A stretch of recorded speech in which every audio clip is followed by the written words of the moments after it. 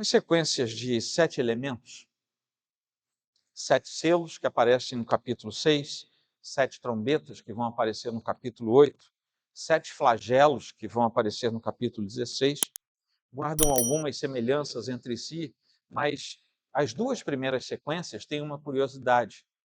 Quando chega no sexto elemento, tem uma pausa, alguma coisa acontece e só depois vem o sétimo elemento. O capítulo 6 termina mostrando que aquilo que acontece com os inimigos de Deus, o que fica bastante evidenciado no sexto selo, lá no finalzinho do capítulo 6, que foi o sermão da semana passada, os versículos de 12 a 17 vão nos mostrar o peso que é ficar como inimigo de Deus. O capítulo 7 vai mostrar o cuidado de Deus e a preservação do Senhor para com o seu povo, até que o sétimo selo seja finalmente aberto, que vai acontecer no começo do capítulo 8. E esse capítulo 8, no seu comecinho, vai encerrar esse processo da abertura dos selos e vai inaugurar o tocar das trombetas. O fato, meus irmãos, é que Deus não trata os seus filhos da mesma forma que trata as demais pessoas. Essa coisa de todo mundo tem que ser tratado do mesmo jeito, isso é nosso, isso é humano. Deus trata com graça criadora toda a criação, mas Ele tem compromisso com quem é seu filho. Ele não tem compromisso com quem não é seu filho. Porque Deus é um Deus de aliança. E o compromisso de Deus vem na forma de uma aliança. Ele tem compromisso com quem está dentro da aliança com Ele. Dessa maneira que estamos nós, diante de João, que não se importa naturalmente com a ordem das visões, mas ele se importa, uma ordem, vamos dizer assim, cronológica, mas ele se importa com a natureza dessas visões. E aqui no capítulo 6, assim como no 7, nós temos algumas coisas que guardam algumas semelhanças. No capítulo 6, nós temos 4 cavalos, no capítulo 7, 4 ventos. No capítulo 6, os cavalos trazem juízo. No capítulo 7, os ventos do juízo estão prontos para começar uma missão de destruição sobre a terra. O fato de serem 4 anjos nos 4 cantos da terra, segurando os 4 ventos da terra, indica que o juízo que vai desabar sobre a terra é de caráter universal, sobre toda a criação, e que ninguém poderá escapar dele. É um momento em que o que está sendo dito para aqueles anjos é: esperem um pouco. Mas quando aquilo tudo soltar, deflagrar, é algo que vai ser impossível de ser detido. O controle de Deus sobre os cavaleiros e sobre os ventos nos dá a certeza plena de que a igreja será selada e ficará segura antes que tudo isso aconteça. Porque isso tudo é o derramar da ira de Deus. E a ira de Deus não se abate sobre aqueles com quem Deus tem aliança. A igreja está em aliança com o Senhor. A ira de Deus não se abate sobre a igreja. A ira de Deus se abate sobre o impenitente, sobre aquele que não responde favoravelmente ao chamado do Senhor. Então a destruição desabará sobre o mundo. Mas o que nós temos aqui é que a igreja de Cristo, a igreja do Senhor, é indestrutível diante de todos esses episódios calamitosos que começam a se mostrar. O capítulo 7 revela o que acontece ao povo de Deus.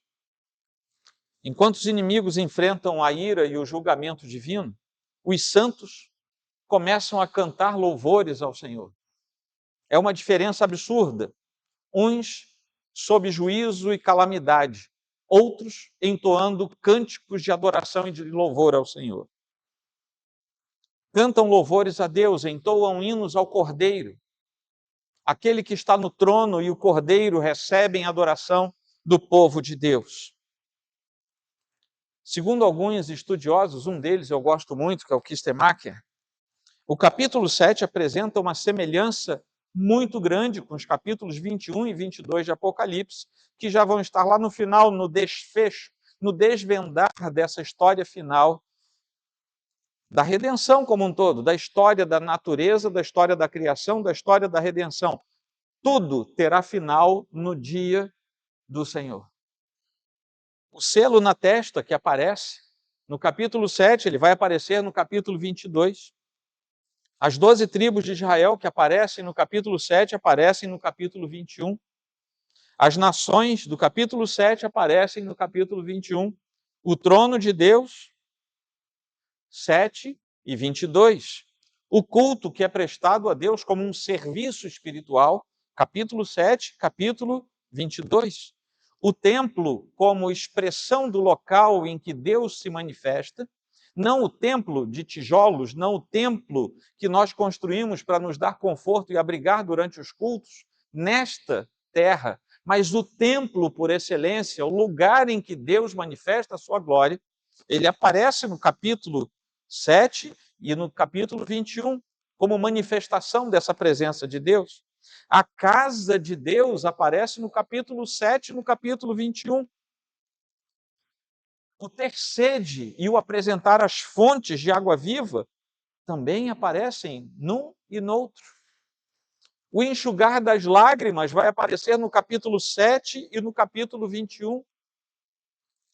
Nós podemos dizer que o capítulo 7 marca o início do desvendar do fim, enquanto os capítulos 21 e 22 vão dizer agora o fim chegou, agora acabou, a história terminou. É como se a chave fosse ligada e a partir dali uma nova estrutura haverá de começar. O começo do capítulo 8, o final do capítulo 7, oferece uma resposta a uma pergunta que tinha ficado sem resposta. Se você olhar aí a sua Bíblia, no finalzinho do capítulo 6, diz assim: porque chegou o grande dia da ira deles. E o que diz? E quem poderá subsistir? Ou seja, quem vai poder passar por tudo isso? Porque o grande dia da ira de Deus e do Cordeiro chegou. Quem é que vai aguentar o dia da ira de Deus e do Cordeiro? Essa pergunta ficou sem resposta no capítulo 6. Era a última frase do capítulo. Mas aí João começa o capítulo 7 oferecendo respostas. E ele vai dando respostas de tal maneira que a gente vai conseguir, por causa da palavra de Deus, ter a resposta ao final de tudo e dizer: agora eu sei, quem é que vai passar incólume pela ira de Deus e do Cordeiro? E eu também sei quem é que vai sucumbir diante disso. Porque aqui está o desvendar desse mistério. Nos versículos de 1 a 8 do capítulo 7, nós temos os 144 mil. Vou contar um segredo para vocês, bem baixinho aqui. Não vão atrás das testemunhas de Jeová. Os 144 mil não são aqueles escolhidos testemunhas de Jeová que podem participar da refeição noturna e que vão se livrar do Armagedon porque vão para a glória, enquanto o resto das testemunhas de Jeová vai ficar em outro lugar. Não vão atrás deles. Isso é uma distorção daquilo que a Escritura fala. Os 144 mil, nós não temos plena convicção do que são. No entanto, a Bíblia coloca aqui para nós uma série de nomes, trazendo nomes de tribos de Israel, numa relação diferente. Há mais de 18 listas na Bíblia com tribos, listando as tribos de Israel. Nenhuma delas, na maioria das vezes, encaixa. Sempre tem alguma coisa diferente. Aqui não é diferente disso. João começa vendo 4 anjos, antes de falar dos 144 mil. Estavam nos 4 cantos da terra, e eles tinham poder que tinha sido dado a eles para eles destruírem as coisas sobre a terra, como demonstração da ira de Deus. Eles são ministros de Deus, fazendo com que aconteça aquilo que Deus mandou. E a passagem diz: os 4 ventos da terra, não os 4 ventos do céu. Eu falei para vocês no sermão passado que em alguns capítulos a gente não vai ver louvor e adoração em Apocalipse. É quando sai do céu, é quando sai da presença do trono de Deus. E o começo do capítulo 7 aponta para a terra, não aponta para o céu. E aqueles anjos tinham poder para executar o julgamento sobre a terra. Mas havia um quinto anjo, que aparentemente tinha autoridade sobre os outros 4 anjos. E ele dá uma ordem a eles, para eles não destruírem, ou quem sabe não permitirem que seja destruído nada sobre a terra, nem no mar, nem na natureza como um todo, que é simbolizado aqui pelas árvores. O único propósito desse anjo nessa narrativa é garantir que o próprio povo de Deus seja protegido dos julgamentos vindouros. Os anjos precisam conter a ira de Deus, esperem, porque o povo de Deus vai ser ferido se a ira de Deus for derramada neste momento. Essa é a missão daquele anjo, é segurar os anjos ministradores da ira de Deus, a fim de que o povo do Senhor seja poupado. E como é que eles sabiam disso? Porque ainda precisavam selar a testa de alguns. E aqui nós temos um simbolismo muito claro. Por favor, não pensem que na entrada do céu vai ter um anjo com a maquininha do supermercado selando a sua testa. Não vai ter. A linguagem bíblica é simbológica. Todas as vezes que você ler na Escritura a respeito da mão direita, a respeito da cabeça, da fronte, que é a testa, você está falando de autoridade e de poder. E isso está dizendo que os filhos de Deus terão a sua autoridade submissa à autoridade de Deus, sendo selados pelo próprio Senhor. Assim como lá na frente, alguns capítulos adiante, algumas pessoas serão seladas também na testa por um outro sujeito, que é a besta. Que é a mesma coisa. Eles terão a sua autoridade submetida à autoridade do enviado de Satanás, que é a besta naquele capítulo. É isso que quer dizer. Aqueles que são chamados pelo Senhor precisam submeter a sua vontade a Deus. E isso, nessa linguagem simbólica, quer dizer, ele tanto foi submetido ao Senhor que está selado diante de Deus. Nós sabemos também que existe uma linguagem no Novo Testamento que nos diz que nós somos selados pelo Espírito Santo. Isso quer dizer também que aquele que é selado, além de ser marcado, porque é na testa, além de ser marcado no lugar de autoridade, ele também é protegido. O selo servia para resguardar, para proteger. Depois eu vou falar um pouco melhor sobre isso. E aqui, nós temos, de fato, a representatividade da propriedade e da autenticidade de Deus. O documento, naquele tempo, era enviado e era selado a fim de que fosse atestado que aquele documento era autêntico, o selo era inconfundível e ele era original. Ele não tinha sido rompido, não podia ter sido adulterado no seu conteúdo. Os filhos de Deus, assim como submetem a sua vontade, a sua autoridade pessoal, à autoridade de Deus, eles precisam ser autênticos e verdadeiros. É por isso que não há possibilidade de sermos crentes e pagãos ao mesmo tempo. Não há possibilidade de sermos crentes e não crentes. Não há possibilidade de estarmos no culto de domingo à noite, como crentes, orando, erguendo as mãos, fechando os olhos, e na segunda-feira trabalhando no mundo como se fôssemos mundanos. Não existe essa possibilidade.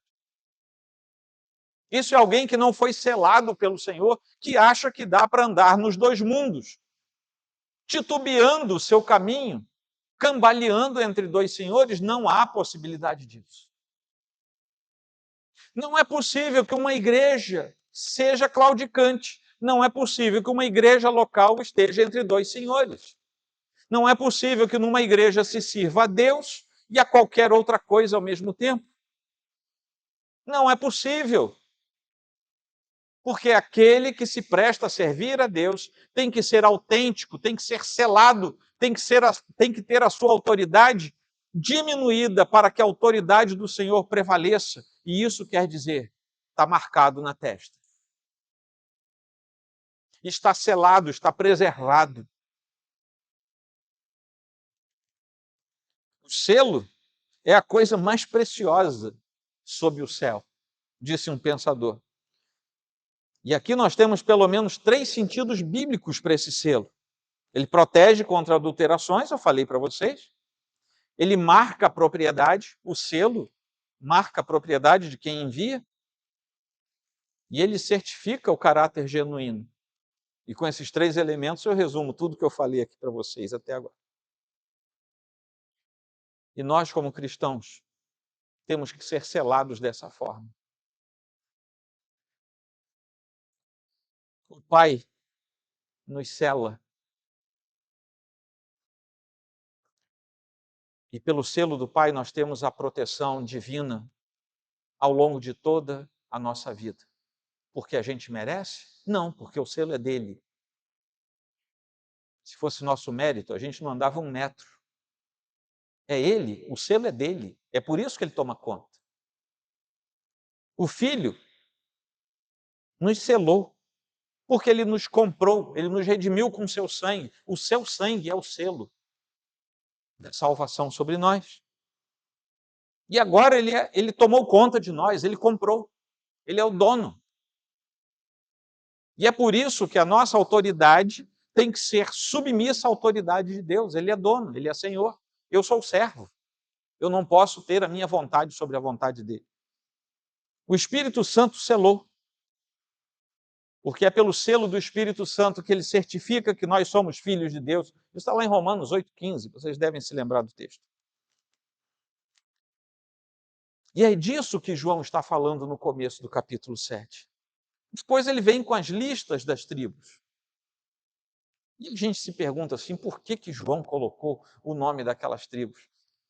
Tirou Efraim e Manassés, botou José de volta, né? Ele fez uma lista ali diferente. Por que ele fez isso? Porque, meus irmãos, a coisa que João menos estava preocupado ali era com a lista genealógica de Israel. A coisa que ele queria, de fato, nos mostrar é, na simbologia do Apocalipse, ele tinha uma numeração em mente. Porque nós vemos ao longo de toda a Bíblia que o número 12 sempre marcou o povo de Deus. E ele marca o povo de Deus 2 vezes.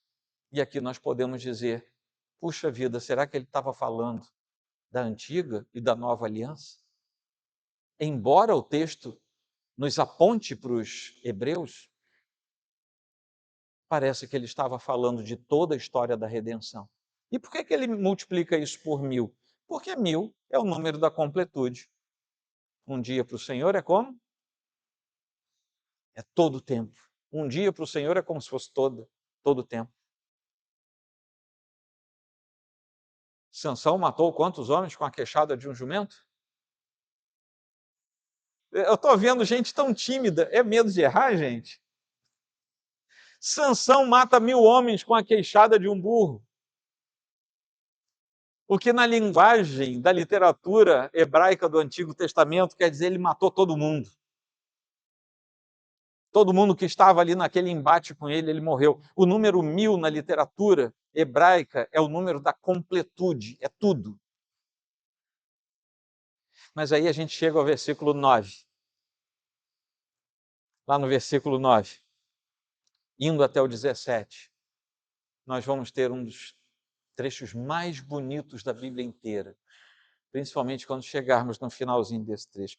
Assim como o capítulo 7 começa dizendo assim, depois disso, que quer dizer, depois de tudo que aconteceu e dos 6 selos sendo rompidos, aí ele começa a falar o capítulo 7. Agora, no versículo 9, ele diz, depois destas coisas, que coisas? A história dos 144.000. Depois destas coisas, depois de ficar extasiado com a visão dos 144.000, que o anjo pergunta e ele não sabe responder o que é. João se desloca novamente para perto do trono. Ele sai daquela estrutura em que ele está vendo a terra como alvo e agora ele se vê novamente na frente do trono. E nós teremos, por causa disso, novamente cânticos, adoração, louvores. O culto a Deus é retomado toda vez que nós estamos na presença de Deus. Nós somos levados a adorar a Deus. E se nós estamos diante de Deus e não conseguimos adorá-lo, tem alguma coisa errada conosco. Não é possível ficar na presença do Deus Santo sem que o nosso coração tenha aquecimento, mesmo sendo presbiterianos. A primeira parte da visão, vai até o versículo 12, descreve uma multidão pela primeira vez diante de Deus. Não havia essa multidão, até o capítulo 7 não tinha aparecido essa multidão. Já tínhamos visto seres viventes, já tínhamos visto anciãos, já tínhamos visto anjos diferentes. Mas uma multidão de gente diante do trono de Deus é a primeira vez que aparece. Só que agora não dá mais para contar. Ele tinha acabado de contar, bom, eu vi 144 mil, e nós sabemos que isso é um número simbólico, mas agora ele diz, não dá mais para contar. É gente demais. Eu não sei de onde veio esse povo todo, eu sei de uma coisa, eles vêm de tudo quanto é lugar, eles vêm de toda nação, de todo povo, de toda tribo, de toda língua. Não dá para saber de onde vem. É gente demais diante do trono. No capítulo 5, ele tinha visto algumas pessoas embaixo do altar. Pessoas martirizadas, perseguidas. Mas agora ele está vendo uma multidão. Essa multidão estava vestida de vestes brancas. Estava diante do trono. E por estarem diante de Deus, a única coisa que eles conseguiam fazer era, em alta voz, cantar ao Senhor, ao nosso Deus que está sentado no trono, e ao Cordeiro pertence a salvação. E se isso não embala o nosso coração, a gente precisa de um encontro com o Senhor Jesus.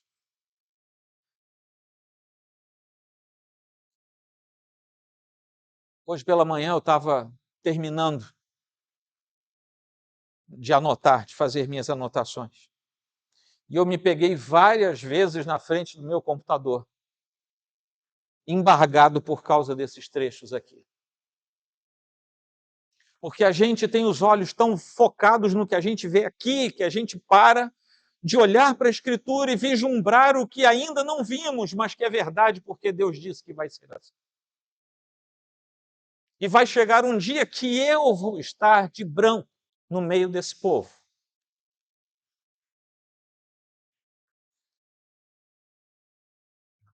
E a única coisa que eu vou poder dizer é ao nosso Deus, que se assenta no trono, e ao Cordeiro pertence a salvação. Quer mais? O que mais que eu vou poder falar? Me diz, não tem mais o que falar. Aí sabe o que a gente faz? A gente perde o foco da visão de Apocalipse 7 e fica vendo a nossa vidinha do dia a dia. Como se isso aqui fosse o fim de tudo. Isso aqui não é o fim. Isso aqui é Deus nos dando casca para a gente chegar lá. A grande multidão clamando em voz forte a Deus e ao Cordeiro, agora plenamente confortados pela salvação, estavam num culto solene diante de Deus e exaltavam o Senhor por tudo aquilo que estavam contemplando. Não há mais diferença entre o Pai e o Filho. Eles dizem ao que está no trono e ao Cordeiro, é Deus na minha frente. O Pai e o Filho compartilham todos os privilégios, compartilham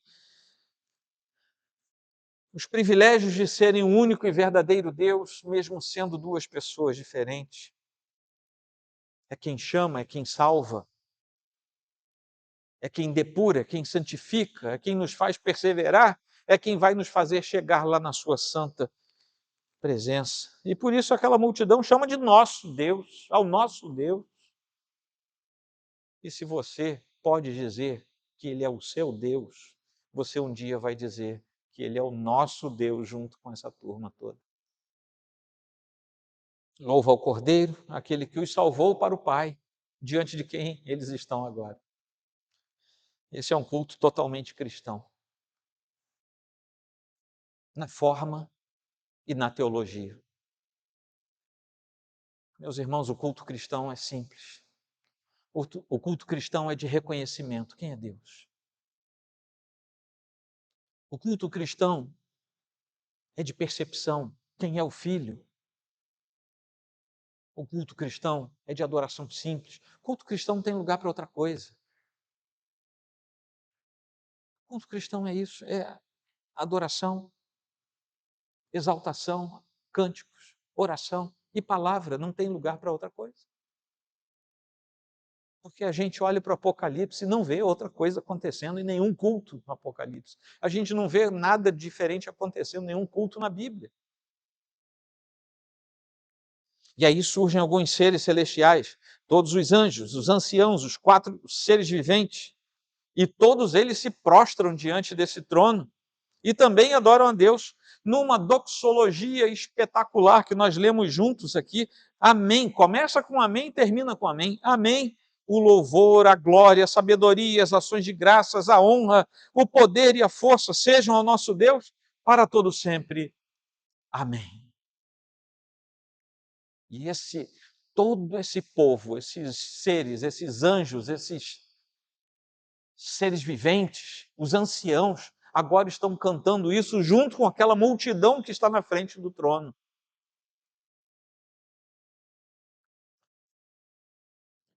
Eles vestidos de branco, denotando a santidade daqueles que podem chegar na presença de Deus. Meus irmãos, aqui vai uma outra coisa para a nossa reflexão. Diante do trono de Deus, aquela multidão estava vestida de branco. Isso tem a ver com terem sido lavados no sangue do Cordeiro, que naturalmente não faz sentido. Se você lava uma roupa no sangue, ela vai ficar vermelha, não vai ficar branca. Mas é claro que estamos falando do sangue da remissão do Senhor e não de uma roupa. Mas eles chegam ali purificados e por isso estão brancos, e tendo sido purificados, mantiveram-se santos na presença de Deus. É por isso que eles podem estar diante de Deus. Meus irmãos, isso já funciona hoje. Nós não podemos querer chegar na presença de Deus sem termos sido lavados no sangue de Cristo Jesus e sem estarmos santos na sua presença. Não vamos permitir que haja engano em nosso coração. Mesmo hoje, não está na presença de Deus quem vive afastado de Deus. Não está diante do trono do Cordeiro quem não anda segundo as regras do Cordeiro. Não terá o seu louvor e a sua adoração aceita diante de Deus aquele que não anda segundo os princípios de Deus. A despeito de termos erros e pecados, nós temos a garantia de que, se estivermos andando em santidade, o próprio Senhor nos preserva e nos conduz à sua presença. Mas não podemos ser levianos. Não podemos viver de qualquer maneira. Não podemos viver como se fôssemos santos e pecadores ao mesmo tempo. O Senhor não tolera isso. E se isso não acontecer aqui, se nós estivermos aqui de vestes brancas, não estaremos lá de vestes brancas. Deu para entender? Entenderam, irmãos? Esse final aqui, a partir do versículo 15, começa com por isso. Mais uma vez, ele introduz um outro momento. E aqui é o ápice de tudo. Né? Por isso, ele está falando em relação aos versículos de 9 a 14, que ele acabou de falar. Nós temos uma das mais belas cenas do Apocalipse, sabendo que ainda faltam muitas coisas a serem reveladas no livro. A glória final de todos os crentes em Deus é agora mostrada. Mesmo que nós entendamos pela leitura do texto que a ideia é levar conforto às 7 igrejas, Sim, meus irmãos, esse texto aqui ainda está dando resposta às 7 igrejas que nós trabalhamos lá no começo dessas séries. Aliás, o livro de Apocalipse todo dá respostas para o que foi levantado para aquelas 7 igrejas que a gente chama de 7 igrejas do Apocalipse. Mas aqui se desvenda o mistério. O objetivo dos salvos não é vencer materialmente nesta vida, nem experimentar poder, nem governo nesta terra, nem ter destaque social. O objetivo do crente em Deus é chegar diante do trono de Deus, do trono do Cordeiro, e servir a Deus em uma adoração que seja santa e eterna, no seu santuário, para sempre. Esse é o objetivo do verdadeiro Filho de Deus. É ali que Deus estenderá sobre os salvos o seu tabernáculo, como diz aqui. Que quer dizer que o Senhor vai abrir a sua tenda sobre todos e guardá-los para todo sempre. É por isso, em consequência disso, que eles, os filhos de Deus, jamais terão fome, nunca mais terão sede, não cairá sobre eles o sol, nem qualquer outro calor forte, pois o Cordeiro que está no meio do trono os apacentará e os guiará para as fontes da água da vida, e Deus lhes enxugará dos olhos toda lágrima. Santos, com vestes brancas, adorando ao Senhor, cobertos pelo tabernáculo eterno de Deus. É assim que será pela eternidade. E aí entramos no capítulo 8. O 7º selo, que pulou do finalzinho do capítulo 6, e agora ele vai encerrar. Finalmente, então, nós retornamos aos selos, né? Ao último selo. É uma conclusão. Esse 7º selo é uma conclusão. Mas, na verdade, enquanto ele conclui a ideia dos selos sendo abertos para que se veja o que está no interior do livro, ao mesmo tempo já introduz a ideia das trombetas que estão por vir. E João começa introduzindo imediatamente a presença de 7 anjos, que são os 7 anjos, cada um deles responsável por uma das 7 trombetas que virão depois. Quando o Cordeiro quebrou o 7º selo, e ele coloca essa cena imediatamente após de 6:17. Se você voltar à sua página, no capítulo 6, o último trecho, a partir do versículo 12, é o 6º selo. E tem aqui a descrição do que ia acontecer quando se rompesse esse selo. Se você pular agora para o capítulo 8, é a sequência natural desse texto. É como se o capítulo 7 tivesse um parêntese aberto e João nos contasse outra coisa e agora ele voltasse para os selos. A gente poderia esperar que o conteúdo do livro seria finalmente revelado. Afinal de contas, lá atrás a gente viu, não tem ninguém digno de abrir os selos, de quebrar os selos para abrir o livro. João fica triste. E alguém diz para ele, calma, tem um que é digno, é o Cordeiro. Mas o Cordeiro fez com que os 7 selos fossem rompidos. E agora a expectativa da gente é, agora a gente vai saber o que tem no livro. Sabe o que acontece? João não lê o livro. Ninguém lê o livro. E a gente não sabe o que estava escrito no livro. Mas uma coisa interessante acontece. João nunca mais vai tocar nesse assunto, ele não vai mais falar dos livros. Ele vai até falar de um livrinho lá no capítulo 10, mas desse livro aqui ele não vai falar mais. Só que aí tem uma coisa interessante. Começam a acontecer coisas que a gente percebe que são as informações do livro, que não estão sendo lidas, mas que estão sendo narradas por outras revelações. O conteúdo do livro parece, então, não vir da sua leitura, mas por meio de outra visão que virá logo depois, na sequência dela. Então, por enquanto, o que nós vemos aqui é um silêncio de temor e de admiração. Diz ele aqui que durante quase meia hora fica um silêncio no céu. Você imagina o céu, um lugar em que adoração, cânticos, festa diante do trono e do que está no trono e do Cordeiro acontece a toda hora. De repente, o 7º selo se quebra pelo Cordeiro e um silêncio avassalador invade o céu por mais de meia hora. por cerca de meia hora. Os anjos são os emissários de Deus e parecem ser especialmente conhecidos. As trombetas sempre nos lembram na Bíblia da severidade do juízo de Deus. Vocês lembram da muralha de Jericó? O que tocou antes daquilo cair? Foram as trombetas. Lá no capítulo 33 de Ezequiel, nós temos o atalaia, que toca a trombeta.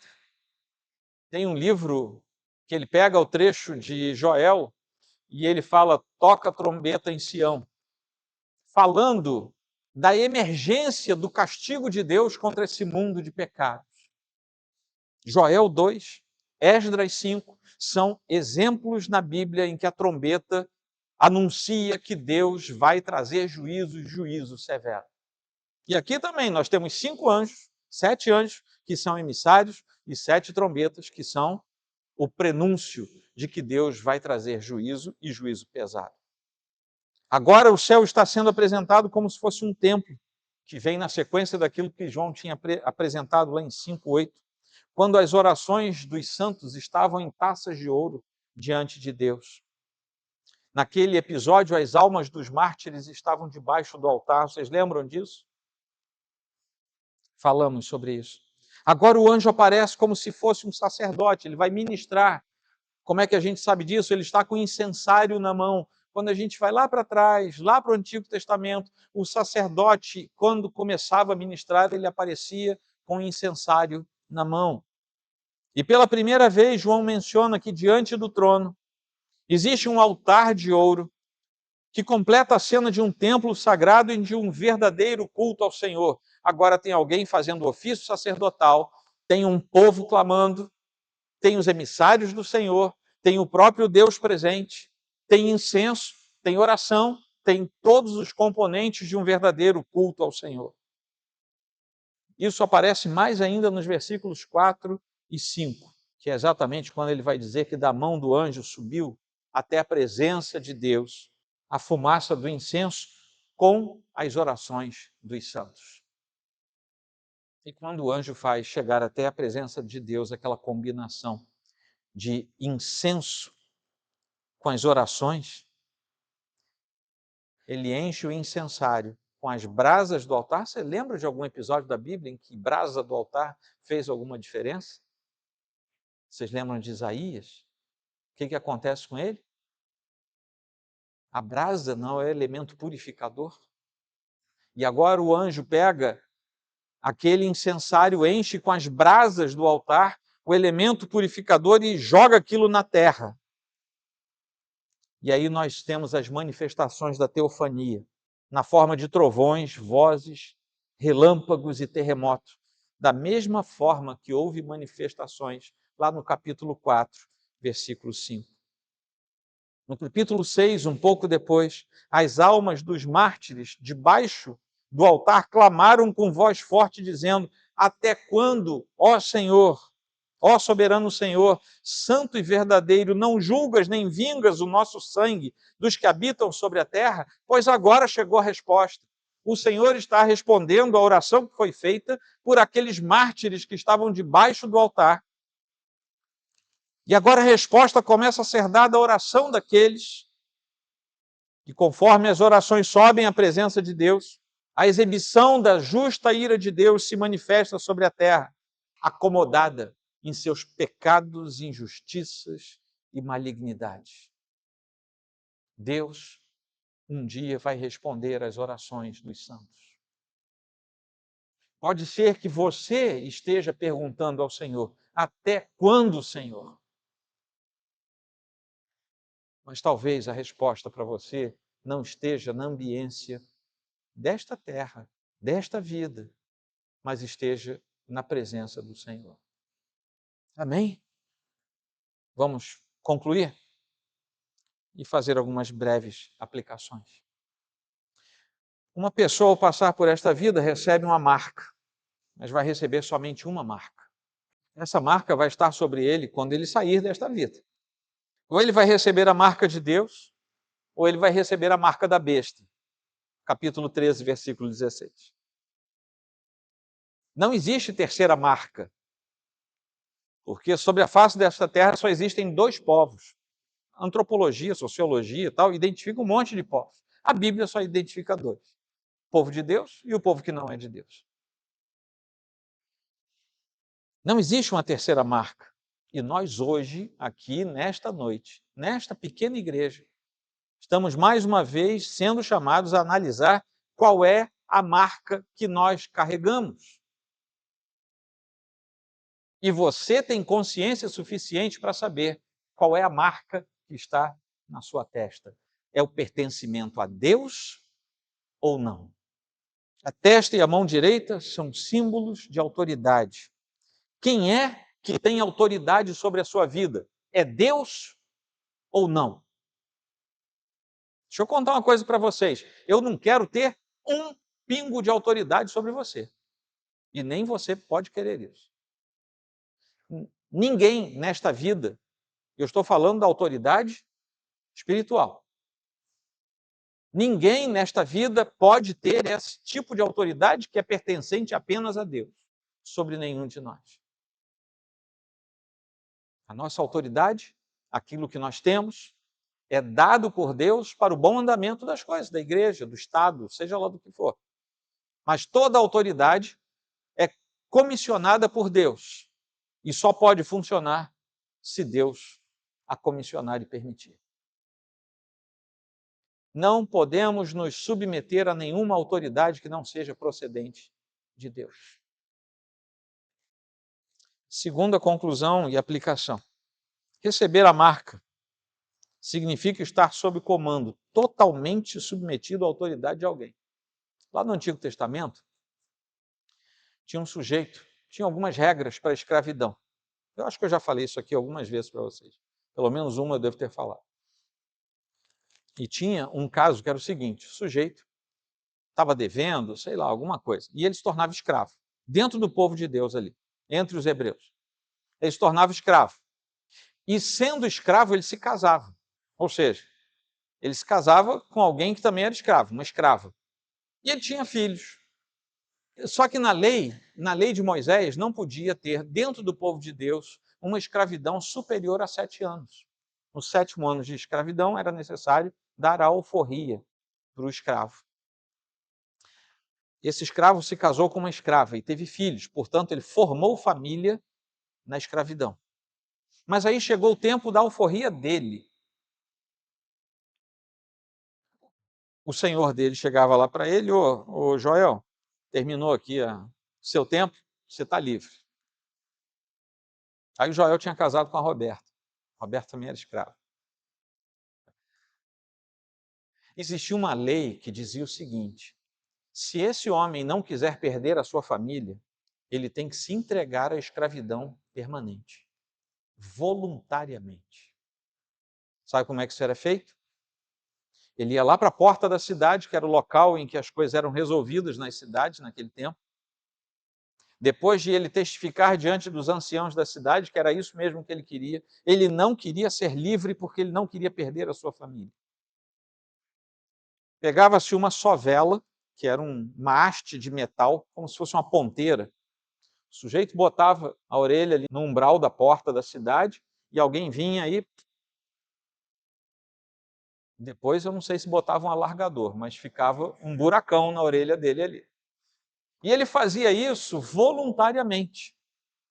A ideia era o seguinte: ele tinha se tornado servo voluntário por algo que era superior à sua liberdade, que era a sua família. É disso aqui que nós estamos falando. É de termos voluntariamente o nosso desejo, quebrado que foi pelo poder do Senhor, agora nós somos livres para querer. Deu para entender? A gente não é livre para ir até Ele, a gente não consegue por causa do pecado, mas tendo sido livre dos pecados, agora nós somos livres para querer uma vida melhor, mais santa, mais elevada, na presença desse Deus que fez tudo por nós. Aí eu digo para Deus o quê? Senhor, fura minha orelha, porque eu quero ser o teu escravo até sempre. É isso que nós precisamos. Terceira coisa. só pode estar hoje e poderá na eternidade estar também na presença de Deus, se for lavado e branqueado, alvejado pelo sangue do Cordeiro. Ninguém poderá chegar à presença de Deus sem passar pela obra do Filho. Ninguém poderá chegar ao trono de Deus sem passar pelo Cordeiro primeiro. Ele próprio estará lá. Porque é assim, o Cordeiro nos conduz até o Pai. Só que quando eu chegar na frente do Pai, o Cordeiro vai estar lá e ele vai dizer, sim, eu morri por ele. A garantia é ele próprio. E ninguém vai chegar ao Pai, a não ser pelo Filho. Por isso que o próprio Jesus disse, ninguém vai ao Pai se não for por mim. Ele atesta por quem ele morreu. Ele atesta por quem ele deu a vida. E ele atesta, eu ressuscitei para que ele ressuscite comigo. A última conclusão.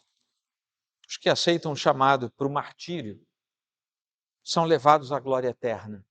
Lá no primeiro século, a palavra que era usada para você ser chamado à conversão era uma palavrinha grega. Adivinhe no que isso deu em português. A palavrinha grega era martirion. Você não quer ser da minha igreja? Se a gente fosse usar a linguagem de hoje, do século XXI, eu estaria dizendo, você não quer ser alvo de perseguição e morte? Esse era o convite do primeiro século. Aqueles que aceitam o chamado para martírio são levados à glória eterna. São esses os redimidos, selados por Deus e que chegam ao descanso final, nenhum outro. E, meus irmãos, a maioria dos filhos de Deus vai chegar à presença de Deus por meio de grande sofrimento. A jornada cristã é uma jornada de sofrimento. A jornada cristã é uma jornada que imita a jornada do Deus Filho. E ele, antes da glória, passou pela dor. Não existe glória sem dor na história do cristianismo. A doutrina bíblica não prevê glória sem sofrimento. E aí é que está o mais curioso, como é que o cristianismo chegou em tudo quanto é canto do mundo, convidando as pessoas, você não quer, sabe, padecer comigo, não? Você não quer tomar pedrada, não? Você não quer ir parar no meio do Coliseu com os leões?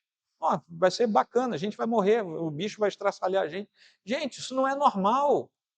Só pode ser obra do Espírito Santo, porque isso não é normal. Quem é que vai gostar de um negócio desse? Deu para entender? Como é que pode ser normal hoje na China o sujeito se converter a Cristo, podendo ser preso, ter todos os seus direitos civis suspensos, ter os seus bens levados, a sua família separada? Como é que pode o sujeito se converter a Cristo e viver numa igreja subterrânea? Sabe, são coisas que nós vemos ao longo desses últimos 2000 anos. Os sofrimentos mudam, sofrimentos variam, mas desde João até hoje a igreja verdadeira tem padecido de duras provações. E eu vou contar uma coisa para vocês, de novo, não espalhem não, mas a coisa vai piorar. A gente precisa estar pronto, a gente precisa estar preparado em Cristo e para Cristo, porque a gente não sabe o que nos espera. Como diz aqui, dizem vários textos aqui do Apocalipse, quem tiver ouvidos, ouça. Vou encerrar com uma fala de um autor, Grant Osborne, no seu livro Brado de Vitória. Vou ler para vocês e aqui eu encerro.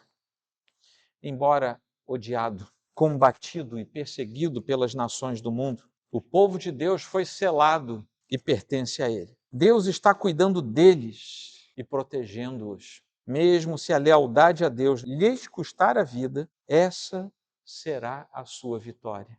O Senhor os defenderá e eles se apresentarão diante de seu trono. Não importa quão ruim possa ser para os seguidores de Cristo, tudo isso valerá a pena. A igreja terá o privilégio de se apresentar diante do trono em absoluta alegria e se unir aos anjos no culto sacerdotal. Todo sofrimento será removido e os santos serão justificados. E o Cordeiro se tornará seu pastor e os conduzirá à corrente que possuem vida abundante. Amém? Vamos para lá? Vamos perseverar aqui, que a gente chega lá. Vamos ficar de pé, irmãos. Capítulo 7 de Apocalipse. Depois disso, vi 4 anjos em pé nos 4 cantos da terra, segurando os 4 ventos da terra, para que nenhum vento soprasse sobre a terra, nem sobre o mar, nem sobre árvore alguma. Vi outro anjo que subia do nascente do sol, tendo o selo do Deus vivo. Ele gritou com voz forte aos 4 anjos, aqueles que tinham recebido poder para causar dano à terra e ao mar, dizendo: não danifiquem nem a terra, nem o mar, nem as árvores, até marcarmos com um selo a testa dos servos do nosso Deus. Então ouvi o número dos que foram marcados com selo. Eram 144.000 de todas as tribos dos filhos de Israel. Da tribo de Judá foram marcados com selo 12.000. Da tribo de Ruben, 12.000. Da tribo de Gade, 12.000. Da tribo de Azer, 12.000. Da tribo de Naftali, 12.000. Da tribo de Manassés, 12.000. Da tribo de Simeão, 12.000. Da tribo de Levi, 12.000. Da tribo de Issacar, 12.000. Da tribo de Zebulon, 12.000. Da tribo de José, 12.000. Da tribo de Benjamim foram marcados com selo 12.000. Depois destas coisas, vi e eis grande multidão que ninguém podia contar, de todas as nações, tribos, povos e línguas, em pé diante do trono e diante do Cordeiro, vestidos de vestes brancas, com ramos de palmeira nas mãos. E clamavam com voz forte, dizendo: vamos ler juntos? Ao nosso Deus pertence a salvação. Todos os anjos estavam em pé, rodeando o trono. Os anciãos e os 4 seres viventes, e diante do trono, se prostraram sobre o seu rosto e adoraram a Deus, dizendo: